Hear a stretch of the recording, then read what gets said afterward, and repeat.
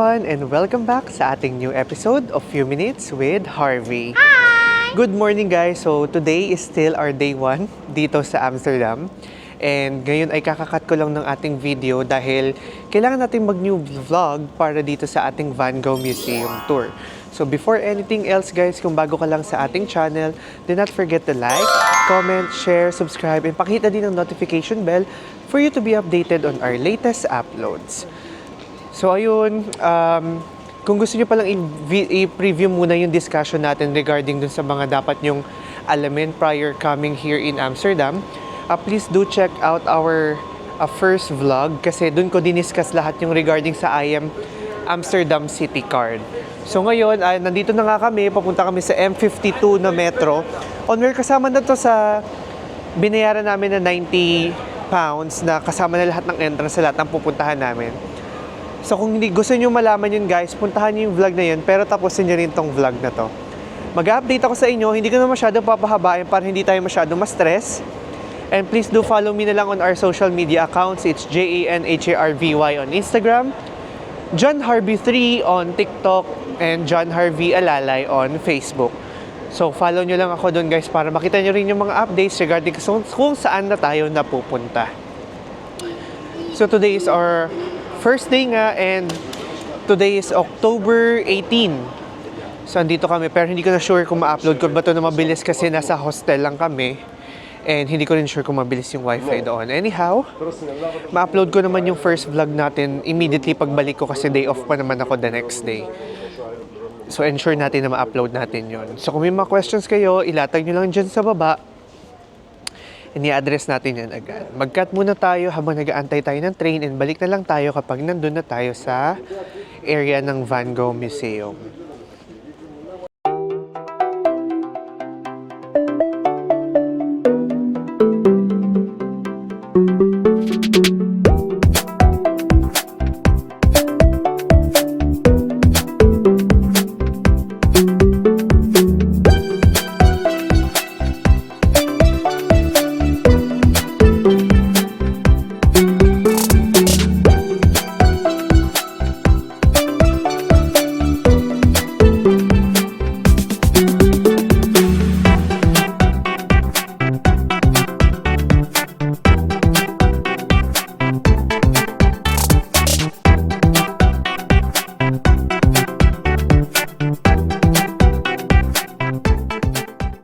Nandito na tayo ngayon sa Van Gogh Museum. So alam nyo pala guys, sa paggagawa ko ng itinerary, we will be hitting 3 birds in 1 stone. Oh, galing ko no? So yung nagawa ko palang itinerary guys, I didn't know na magkakadikit pala literally ang 3 museum na pupuntahan namin for today. And that's the only agenda for today. And we have free time na para magliwaliwaliw. So itong ginawa kong trip ay hindi na kasing jam-pack ng naging Italy trip natin at Portugal. Kasi gusto ko lang ng, yun lang yun, yung marerelax talaga ako. Although, narelax ako sa Italy, don't get me wrong guys. At saka sa mga kaklase ko dyan na nanonood. Masaya, sobrang saya nung Italy and Portugal na travel. Pero talagang, inano ko lang yung Amsterdam na gusto ko yung lakad lang, silip ka lang sa kanal, sa river, ganyan, tamang lakad lang sa museum. Kasi nga, nung nakita ko sa weather forecast na medyo maulan, pinakita ko naman niya sa inyo yung, ay actually hindi pa, no? Papakita ko sa inyo yung itsura ng labas ng Van Gogh Museum and then nilibutin natin siya, then magdi-discuss din tayo. And then katulad ng sinabi ko, 3 birds in 1 stone. So ito, ang Van Gogh Museum. Yung kulay pula dyan sa likod, ay itong building dyan sa likod ko, yan na yung Moko Museum. And yung finiture natin kanina yung mataas yan na yung Riggs Museum. So imagine niyo guys, mapupuntahan na natin siya ng sunod-sunod. So balitaan ko kayo, pipilan na rin kami, and then magmontage tayo sandali. Then pagkatapos natin ng Van Gogh muna, Moko, and then tsaka tayo mag-Riggs Museum. Update ko na lang kayo, okay?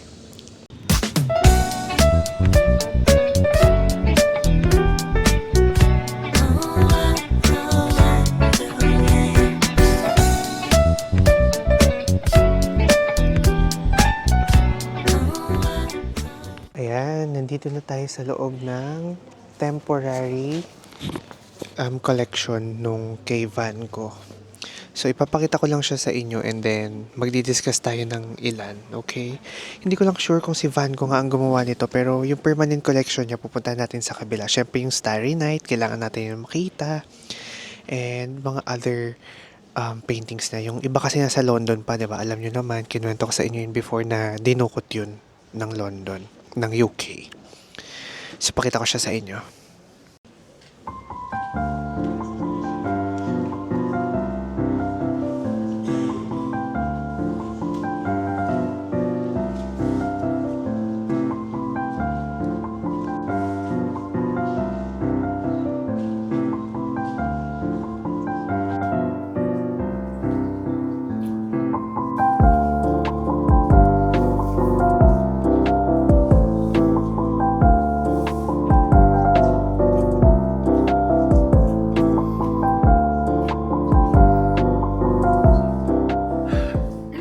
Yung ibang mga artwork, kamukha ng mga pattern nung ginagawa ni Van Gogh, pero hindi siya yung gumawa. Madami, iba-iba yung gumawa, pero mostly ng mga paintings ay 1840, 1839. Sabihin nyo ganun nakatanda yung paintings and ay hindi siya nakaglass. Oh my God. Anytime na may pumasok dito na may magtangkaman, ay hindi, nakaglass pala. Oo, nakaglass naman siya. So, pero grabe, ang ganda. Ang ganda ng mga details. Alam niyo yun, yung mga artwork before, yung gagawa tayo ng bahay, yung paggandahan ng gawa ng ganun. Ganun yung mga napipicture ko. Tingnan, pakita ko sa inyo sa kabila. O, diba? Kita nyo? Buo yung itsura niya sa video, pero pag nakikita nyo siya dito sa personal, parang kailangan mo pa ng konting concentration para mabuo yung picture niya. Pero maganda siya. So anyway, ayan, mag-move tayo sa ibang mga artworks. Ayan, bumaba na kami. And galing na kami dun sa taas. Hindi ako nakapag-vlog kasi nasita ako. Sabi bawal daw tayo mag-video. Pero I don't think so. Kasi marami nagvi-video eh. Although may na-videohan naman ako sa phone. Ilalagay ko na lang din dyan para makita nyo. Pero papunta na tayo dito sa sa permanent collection ni Van Gogh. So yung Starry Night, tsaka yung mga iba pa niya. Yung natatandaan ko kasi yung vase, tsaka yung crab, nandun yun sa London. So yung mga nandito, hindi ko na rin masyadong alam. Pero naalam ko yung itsura, pero hindi ko lang alam yung tawag. Gets nyo? So yung puntahan na lang natin yung permanent collection niya. Then, subukan natin magsingit-singit ng video. Sana may makuha tayo para maisama natin sa vlog. Pero kung hindi, tadtarin na lang natin ng photos, okay?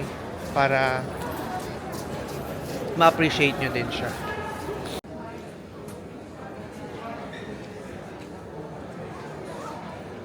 Ayan na, nandito na tayo ngayon and magsisingit-singit lang tayo ng konting videos. So, ayan na si Van Gogh at ang kanyang iba't ibang mga portraits. So, hanapin natin yung mga sikat. Yung mga nakaglass yun yung pinakasikat for sure. So, mag-cut lang ako baka mahuli tayo dito. Mag-video-video lang tayo kapag malapit-lapit na tayo. So, ayan. Ayan. So, ito yung mga instruction dito na there are almost 200 paintings and 500 drawings and almost all of his letters. So, the Van Gogh Museum offers the largest and most representative overview of Van Gogh's life and work. So, almost halos lahat ng mga paintings and artworks niya nandito. So, yung may mga ilan nga na wala lang dito, di ba? Pero mostly naman nandito. So, yung mostly ng mga nakikita natin ngayon ay mga portrait niya and iba't ibang representation ng kung paano siya mag-paint. So, yun yung mga napakita ko yung ilan. Pero titingnan natin kung makaka-capture pa tayo ng iba para mapakita ko sa inyo.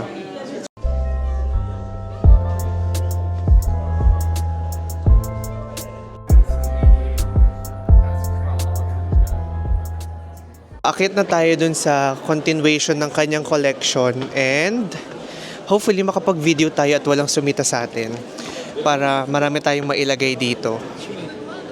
So, yung first floor kasi portrait na lang yun eh. So, ito yung mga ibang artwork niya na. Van Gogh's Voorbeelden. Van Gogh's models. So, hopefully, makapag-video tayo.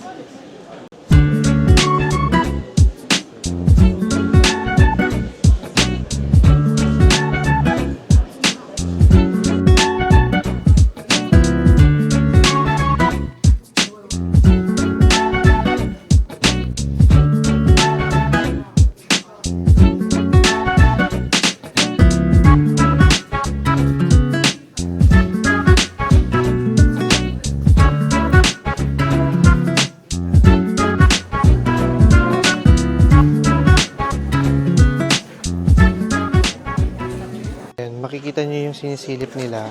So, nagsisilip sila ng artwork under the microscope. Then, yung nandyan sa screen, yun yung makikita nyo yung pinaka-texture niya kapag zoom maigi. So, grabe yung details, oh.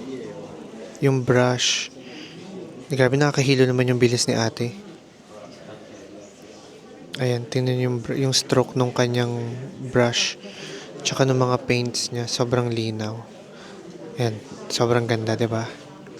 So, silipin din natin. Pero ikakat ko na. At least nakita nyo lang sa vlog. Kakatapos lang namin sa Van Gogh Museum. And I can say na worth it naman siyang puntahan kung first time mo talaga.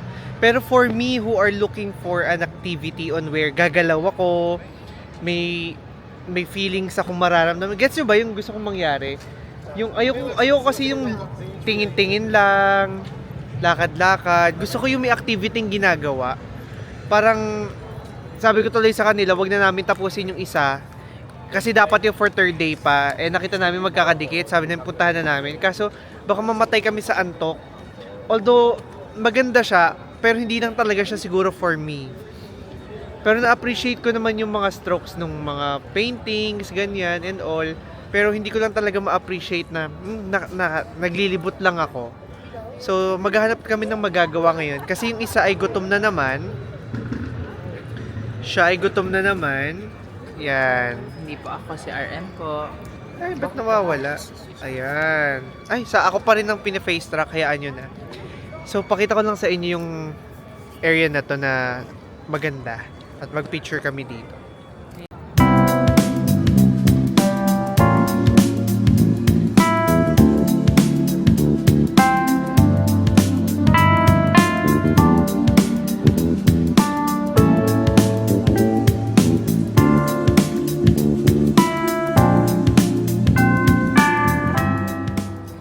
Dito na kami ngayon sa Moco Museum. So, kapag hindi kayo nag-avail ng I Am Amsterdam City Card, kayo ay magbabayad ng 25 euro. Pero since naka-I Am Amsterdam City Card tayo, we don't have to pay. Papasok na lang tayo. So, mag-video tayo sa loob and hopefully pwede tayo mag-video at hindi naman masira ang camera natin kasi interactive lights yata to. So, ayan. Antayin natin, ha?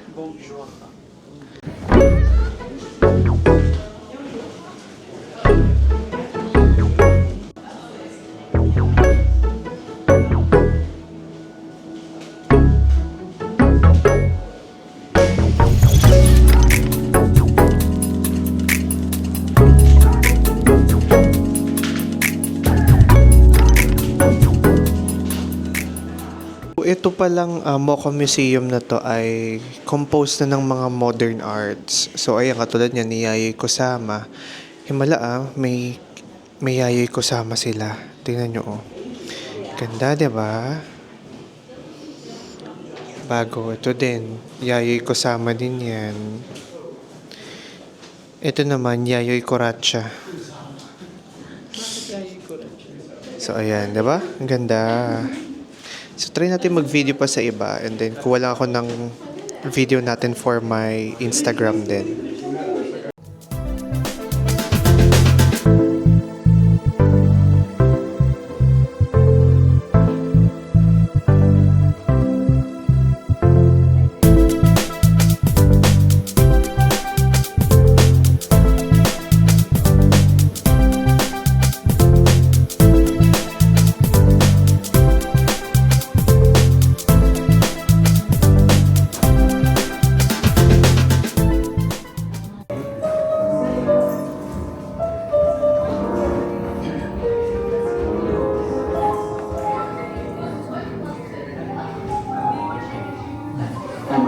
ensured that it doesn't take up too much space, that it doesn't aspire to be beautiful or intense, but rather that it becomes the plant it is destined to be and help it achieve that.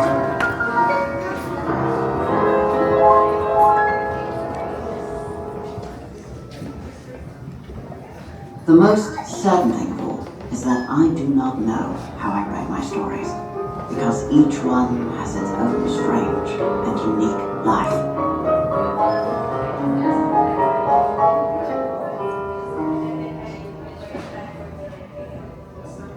Andito na tayo ngayon sa may immersive lights. Ayan, kung nakikita nyo, ito yung mga connected dots yung pangalan nitong immersive lights na to. And meron din dito, ayan, kita nyo siya. Sana hindi tayo makapiright, pero if makapiright, so hindi na ito makakasama. So, ayan. Kuha lang tayo ng magandang area para makapag-video tayo ng maayos. Ayan siya, oo, diba? Yung isang immersive room. Yun yung, kung makikita nyo siya sa likod ko. Grabe nakakahilo siya. Pakita natin sa kabila. Ayan. O, diba? Grabe, ang ganda niya rin. Kuha lang din tayo ng pang Instagram natin sa phone natin. That sums up our Moco Museum and Van Gogh Museum tour. Hopefully, nag-enjoy kayo. Mas nag-enjoy ako sa Moco Museum kasi mas interactive siya kahit papano. Pero if you are kind of people na talagang like activities yung habol, this too is not for you kasi maglalakad ka lang talaga at tatry mo i-appreciate kung ano yung deeper meaning ng art. And for those people who are into arts, I hope na na-satisfy ko kayo sa mga pinakita nating videos and pictures. So kung nag-enjoy kayo guys, mag-iwan naman kayo ng comment dyan sa atin sa baba. And huwag nyo rin kalimutan na i-like yung video natin. So ngayon pabalik na muna kami dahil kailangan namin mag-check-in. And then, tamang usap na lang muna. Usap-usap na lang muna tayo and then mamaya na lang natin pag-usapan kung saan pa tayo pupunta. Kasi for sure, pagkatapos namin mag-check-in, napag-usapan namin na magpahinga na lang muna at mamaya na lang kami lumabas para makapag-rest din kami. So, balitaan ko kayo and then for sure naman kapag pwede tayong mag-video sa loob ng pinaka-hostel ay i-video natin yung capsule room na tutulugan natin for the next 3 nights. So, balitaan ko kayo pag nandun na tayo, okay? Ayan, ang gamit ko ngayon sa pag-vlog ay iPhone. Kakagising lang namin, so hindi ko alam saan ako titingin. Sorry, nasanay ako sa DJI. iPhone lang yung gamit ko tonight kasi papunta kami ng Red Light District and bawal naman siya mag-bitbit and magka-club din kami. Kaya, ang gamit ko na lang ay iPhone for vlogging. So, dito kami kakain sa, anong pangalan nito? Burger Fabric. So, dito kami kakain and burgers muna kami for tonight. Nagsisearch lang muna kami ng mga pwede namin kainin. Ano ba yan? Nalilito ako saan ako titingin. And then, kain na muna tayo. Pakita ko sa inyo yung menu, okay? Ayan yung menu. If ever na gusto nyo i-pause, feel free to pause. 3, 2, 1. Ayan. Then, gising na si... lang naman. May energy na siya. Ayan. Ang mga friends ko. So, ayan. Order na rin kami. And nandito yung guys. Naalala niyo yung nag-Paris tayo? Yung pinakagusto nating beer, yung Affligem. Yan, aanuhin natin yan. Orderin natin yung Affligem. So, ayun. Oh, ito yung mga pwedeng tao. Tingnan yung grabe, oh. Oh, diba? Kinikilig ka naman. Ganun talaga. Kunwari ikaw yung videohan bago sila yung kasama. Ganun ang technique. Pangit. Okay? We, pangit naman. Patingin nga. Sabi niya straight daw siya eh. O, paano yung smile ng straight? Ang bababuyin mo pa po dun sa vlog. Hindi makita binababoy. Haboy na kasi ako. Ay, ko. Pa-shortcut na muna natin. Ayan, dumating na yung apple jam natin. Tikman natin kung same pa rin yung lasa nung dun sa France. Sandali lang. Tikman, picturean mo na. Sarap. Ito yun. Namiss ko yung Paris. Bonjour. Bonjour. Parang against naman sa light. Ayan o, kasi may ilaw dyan sa taas o. Recut na nga natin, baka maano kasi. Baka makopyright lang tayo. Mamaya na lang.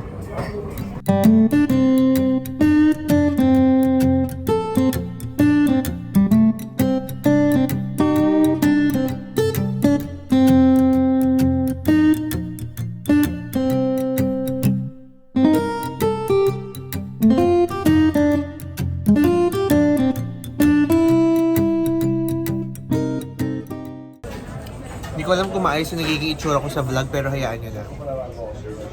Mukhang puyat na puyat, no? Anyway, kakain na kami. Dito na yung food. Balitaan ko na lang kayo guys pag masarap. Kasi feeling ko kilala tong music, baka makopyright lang tayo. Bye-bye! In fairness dun sa pagkain, masarap ah. Saka marami yung serving niya. Yung sausage niya may pagka-German sausage. Parang medyo Frankfurter yung dating niya sa akin. Then yung fries niya, okay. Kasi malutong, then ang laki ng serving. Parang UK fries. Ganyan. Anyhow, it's a good meal. Balitaan ko pa kay mamaya. Baka makopyright tayo eh. Tapos na kami kumain. And ito. Hindi, kanya yung apple bandit. Sa akin yung apple gem. Oo. Not bad. So, ayun, kakatas lang namin kumain. And masarap yung food, in fairness. Guys, hindi ko lang talaga totally ma-distinguish or ma-explain sa inyo kung anong lasa ng pagkain. Kasi first of all, may sipon tayo, so hindi natin malasahan totally. So, sila yung makakapagsabi, how's your food? In honest review. It was good. Like, tangin na naman ito. Explain more naman. Bakit tinanong din nung pangalan nito nung cashier. Sabi niya, how's the food? Good. Good. Ang labo naman. Sorry guys ha. Kasi ayoko magdala ng DJI kasi magpa-party kami. Bago kumbit-bit ko yung DJI. Paano naman ako makakapag-party noon? Tsaka bawal nga mag-vlog sa sa Red Light District, 'di ba? So, iPhone na lang yung inano ko. So yun, masarap naman yung pagkain. Siguro, katulad nga sabi ko sa inyo, yung akin medyo maasim. Kasi siguro dun sa onion something yon, tsaka dun sa garlic. Bago yung sausage itself. Yung Dutch burger, masarap siya. Feeling ko lang, mas masarap siya kung mas buo yung minced beef niya. Kasi parang pag hiniwa mo, hiwang-hiwa. Gets mo? Yung boghag.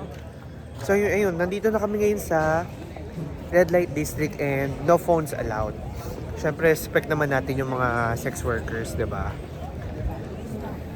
So enjoyin lang muna namin yung mga mata namin kahit na hindi ka aya-aya yung makikita namin. Kasi alam nyo naman, we hate that. So isipin na lang natin anatomy class siya. So pakita ko lang sa inyo dito sa kabilang side, then after that, I'll cut it off. Then kung saan na lang tayo ulit pwede mag-vlog, doon na lang, okay?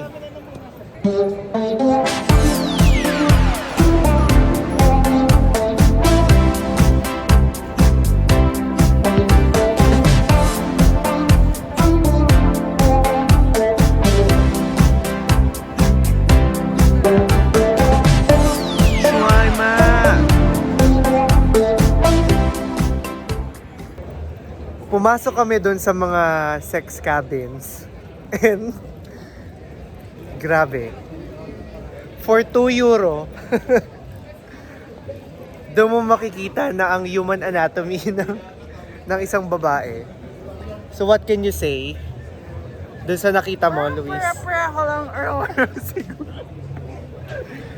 Grabe, sobrang grabe. Grabe yung Red Light District paggabi.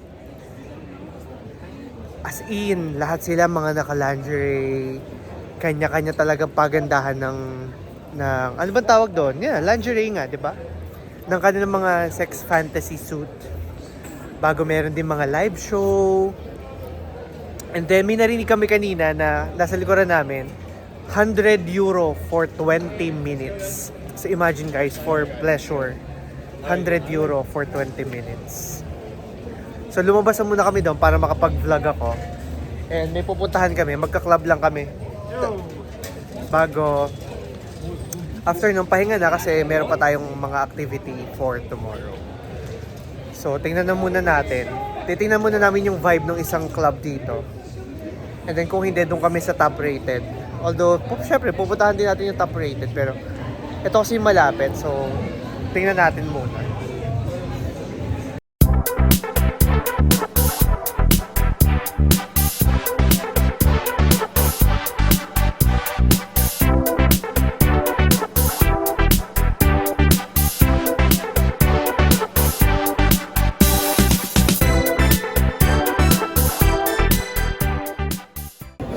Order kami ng churros. Hati-hati na lang kami. Pero, kayang-kaya ubusin ni Luisin mag-isa eh.